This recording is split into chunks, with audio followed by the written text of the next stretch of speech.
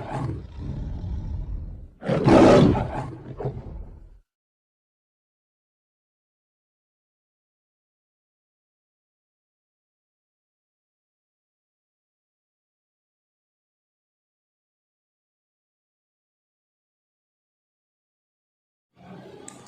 नमस्कार। नमस्कार जी, नमस्कार। सर, जो आज समाजवादी पार्टी की सिरसागंज में जो रैली निकाली गई पैदल यात्रा, तो उस यात्रा का क्या मायना लगाया जाए? वो यात्रा किस संदर्भ में निकाली गई, बताइए सर।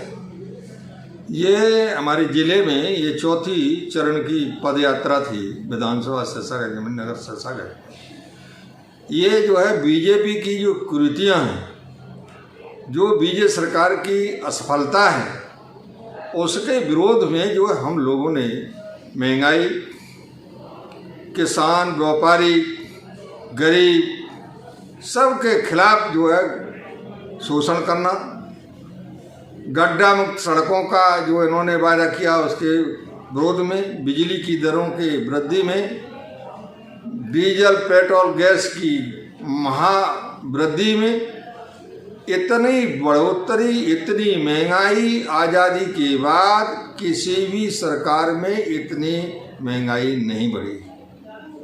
जहां 20% जो है एक साल के अंतर्गत 20% पेट्रोल और डीजल पर पैसे बढ़े, जो आज के इतिहास में आज़ादी के बाद पहला इतिहास है इस सरकार का। और ये सरकार जिन वादों पर आई थी कि हम 35 रुपये लीटर पेट्रोल देंगे, और जब सरकार आ गई तो यही सरकार 100 रुपये में आज दे रही है। 107 में पेट्रोल है, 96-97 रुपया डीजल है। पेट्रोल 345, वो गैस 345 का था, वो 1000 पार हो गया। इतनी बड़ी महंगाई कुछ नहीं।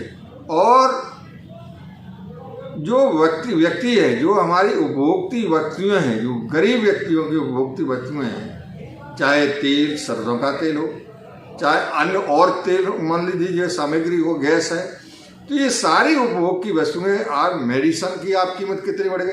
पहले 100 रुपये में इलाज हो जाता था, आज वही इलाज 500 रुपये में हो रहा है। आज स्वास्थ्य विभाग में आप देखें, डॉक्टर बिल्कुल फेल, ऑक्सीजन नहीं है इनके पास, कोई डॉक्टर नहीं है। जहाँ डॉक्टर हॉस्पिटल है वहाँ डॉक्टर उपलब्ध नहीं। तो ये तमाम मुद्दे हमारे किसान बेचारे 11 महीने हो गए और उनकी बात नहीं सुन रही। और हमारा देश कृषि प्रधान देश होने के नाते भी भाई किसान की बात तो सुनना चाहिए, निर्णय लेना चाहिए। निर्णय जो लें आप बाता से भी समस्या हल होगा। ये तो है नहीं कि जो है वैसे ही अपने आप उठ जाएंगे, भाई किसान है, ये हमें अधिकार मिला है आंदोलन करने का। लेकिन सरकार हट दरबी से वो जो है नहीं काम कर रहे। इन उद्देश्यों को लेकर समाजवादी पार्टी के सभी हमारे जिले के कार्यकर्ता, सिरसागंज तहसील या विधानसभा के सभी कार्यकर्ता इस नगर में हमारी विशाल पैदल यात्रा के द्वारा ये संदेश दिया है सरकार के खिलाफ कि जब तक हम लोग सड़कों पर रहेंगे, जब तक ये सरकार बदल नहीं देगी। सर, एक सवाल है, आप किसानों की बात करते हो तो मेरी जीभ रुक नहीं सकती। मेरा तीखा सवाल है शिवा राठौर का आपसे सर, कि आप भी किसान हैं, आप भी पॉलिटिक्स कर रहे हैं समाजवादी पार्टी से। इस समय आपको पता है कि आलू की धराई का काम चल रहा है और धान की कटाई का काम चल रहा है। आपको क्यों लगता है कि वहाँ पे वो किसान वहाँ जाएगा? यहाँ तय घे की जैसे रोटी का काम होता है कि तय की देखा को, अगर तय की देखी तो घे की जल जाएगी, घे की देखी तो तय की जल जाएगी। ऐसे काम को छोड़ के कोई आदमी दिल्ली में जाके किसान धरना देगा, कैसे लग रहा है आपको सर? और धरने के बगल में एक ऐसा संगीन धाराओं के साथ मुकदमे लगाए जा रहे हैं, वहाँ निहंगों ने मर्डर किए हैं और बिल्कुल धरने के बगल में मार के और उसे टांग दिया है बैरिकेडिंग पे। ये क्या है सब? ये नौटंकी नहीं है? बिल्कुल नौटंकी नहीं है। वो किसान है, वो आतंकवादी नहीं है, न खालिस्तानी है और न वो उद्योगपति हैं और न वो राजनीतिक, नॉन राजनीतिक किसान है वो। और किसानों की अपनी जमीन बचाने के लिए वो आंदोलन कर रहे हैं। सर, जब किसान तो खेती पे काम करेगा ना। किसान, अरे किसान के प्रतिनिधि तो हैं। आप कितने बार गए? आप गए? हम गए। आप एक बार गए ना? एक बार गए, उसके बाद तो नहीं गए ना सर? नहीं गए तो जो अब आप खेती देख रहे हो, तो है। आप आलू के बहुत बड़े मतलब किसान हो, तो आप खेती देख रहे कि नहीं देख रहे? हाँ, तो वहाँ पे वो लोग वहीं पे डेरा डाले बैठे हैं। वो गिने चुने लोग हैं जो नेता हैं वही हैं, लेकिन किसान तो अपना काम करता है, अपने फिर आके बैठ जाता है। भाई वो भी तो कटाई कर रहे हैं, बुवाई कर रहे हैं, वो उनका काम कोई घर का, ये मेंबर हैं मतलब 10 मेंबर हैं, हमारे 2 मेंबर चले जाए, 8 मेंबर काम कर रहे हैं। ये तो है नहीं कि 10 के 10 भी चले जाए। भाई 10 तो गए नहीं कि आंदोलन में, हम 10 में 2 लोग गए। इस आधार पर हम परिवार को लेकर एक लोग परिवार के गए हैं। ये नहीं है कि जो है किसान धान की कटाई होगी, क्यों नहीं कटाई करेंगे? बच्चे कैसे बनेंगे? आलू की बुवाई नहीं करेंगे, आलू कैसे रखा जाएगा?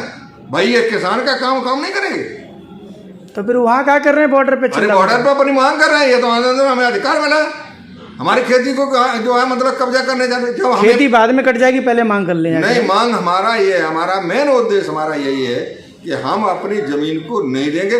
हमें वो कानून हमें अच्छे नहीं लगते, हमारे नहीं दे रहे हो। जब हम चीज नहीं आपसे मांग रहे, हमें जबरदस्ती क्यों दे रहे? हमें जबरदस्ती क्यों दे रहे?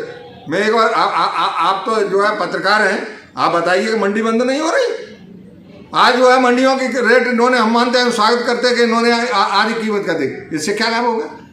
इससे लाभ क्या? इससे जो है हमको टैक्स मिलता, किसानों पर तो वैसे भी मंडी टैक्स नहीं था, ये तो व्यापारियों पर टैक्स था। और व्यापारियों जो टैक्स जमा होता था मंडियों में, वहाँ के कर्मचारियों को वेतन मिलता था। आज वेतन कर्मचारियों को भी नहीं मिल रहा। जब वेतन कर्मचारी को नहीं मिलेगा, सड़कें नहीं गाँव में मंडी समिति की बनेगी, तो गाँव का कैसे विकास होगा? ये किसान जो है हमारी किसान है, असली किसान है, जो हमारी मांग को ले रहा है। मैंने धन्यवाद देते हैं। हम लोग नहीं जा पा रहे हैं, हम दूर हैं, इसलिए हमारा किसान गरीब है। इसलिए यदि सब किसान पहुंच जाए तो वहाँ रह कहाँ? इतने लोगों को दिए तो उनके लिए जगह नहीं मिल रही है। सर, आप महंगाई की बात कर रहे थे जी, आप स्वास्थ्य की बात कर रहे थे जी। तो जब तक जनसंख्या वृद्धि में रोक नहीं लगेगी तब तक महंगाई पर रोक कैसे लग सकती है सर? देखिए, मैं आपको ये उदाहरण देता हूँ। मैं किसी पार्टी का प्रवक्ता नहीं हूँ। आप पार्टी के प्रवक्ता, हम भी नहीं। हाँ, हम तो पार्टी मैं किसी पार्टी का प्रवक्ता नहीं हूँ, लेकिन मेरा सवाल है। नहीं, सवाल है। क्या जायज सवाल नहीं है? क्या जायज सवाल है? आपका जायज सवाल है जी। जनसंख्या पर नियंत्रण करने के हम पक्ष में हैं। नियंत्रण होना चाहिए। तो धर्म खतरे में आ जाएगा, आजादी खतरे में आ जाएगी। कहीं नहीं खतरे में, आजादी खतरे में आ जाएगी। अरे नहीं, वो भी लोग जिनका आप बात कर रहे हैं, सारा कर रहे हैं, वो भी इसको बात को स्वीकार करते हैं। लेकिन इस सरकार में कहीं नए उद्योग लगाने के लिए कोई योजना नहीं है। यदि हम उद्योग लगाएंगे तो जो हमारी बेरोजगारी है वो दूर होगी। हमारी जनसंख्या को रोजगार मिलना चाहिए, और रोजगार कब मिलेगा? जब उद्योग लगेंगे, और जब उद्योग नहीं लगेंगे तो हमारे बेरोजगार होंगे। आज हमारी संख्या हमसे ज़्यादा बड़ी चीन की है, लेकिन चीनों में उद्योग है। यदि आपकी सरकार समाजवादी पार्टी की अगर 2022 में बनती है उत्तर प्रदेश में, तो आप क्या विकास करवाएंगे सर? मैं जो है, मेरा यही है कि गांव सड़कों का विकास, जिससे कि किसानों का माल मंडी तक आसानी से पहुंचे। उद्योग लगाने की हम योजना बनाएंगे। हम जो है स्वास्थ्य की जो व्यवस्थाएं हैं, जहां डॉक्टर नहीं, डॉक्टरों की हम व्यवस्था हम कराएंगे।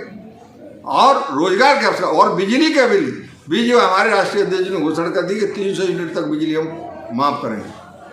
किसानों की जो है जितनी राहत मिलेगी उतनी। आज खाद की नहीं है। आज आप लोग प्रश्न नहीं उठा रहे सरकार से।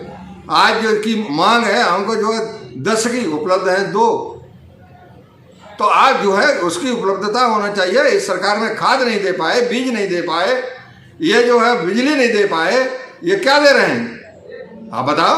ये तो हर क्षेत्र में, चाहे शिक्षा के क्षेत्र में देख लिए, चाहे सड़कों के क्षेत्र में देख लिए, चाहे स्वास्थ्य क्षेत्र में देख लिए, किसी क्षेत्र में सार और झूठे के वादे के अलावा इनको कुछ न, केवल जो है कागजों में तो है इनका का हमने इतने विद्यालय बना दिए, हमने इतने जो है ये कर दिए, वो कर दिए। ये आंकड़े तो निपे हैं भाई, ये तो झूठी सरकार है भाई। जो है आंकड़े तो निपके पास हैं दिखाने के लिए, लेकिन जमीन पर कुछ नहीं। ठीक है सर, बहुत बहुत धन्यवाद आपको। मैं पुनः दीपावली की आपको ढेर सारी शुभकामनाएं चैनल की तरफ से देता हूं। भैया दूज की, धनतेरस की और दीपावली की शुभकामनाएं आपको सर। आपने अमूल्य समय दिया, इसके लिए आपको बहुत बहुत धन्यवाद। आपको भी सेम टू यू।